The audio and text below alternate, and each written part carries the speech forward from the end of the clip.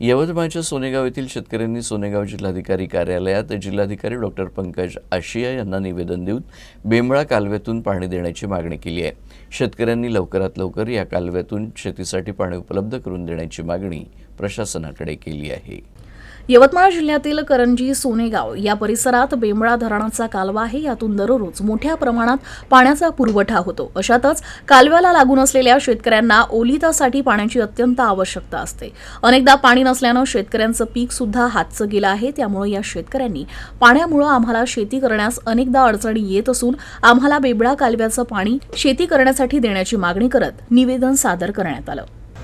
आम्ही आमच्या शेतामध्ये पाणी सोडण्याकरिता इथं आलो आहोत। आमच्या शेतामध्ये पाणी सोडण्यासाठी बेंबळाचं जिल्हाधिकाऱ्याला आम्ही निवेदन दिलं, त्यासाठी आम्ही इथं आलेलो आहोत। जी समस्या आहे ती बेंबळा प्रकल्पाचे पाणी सुटले पाहिजे, तर आमचे माल गहू उत्पन्न होऊ शकते, नाही तर आमचे गहू वाळल्या जाईल। बेंबळा प्रकल्पाचे पाणी सोडावं बा।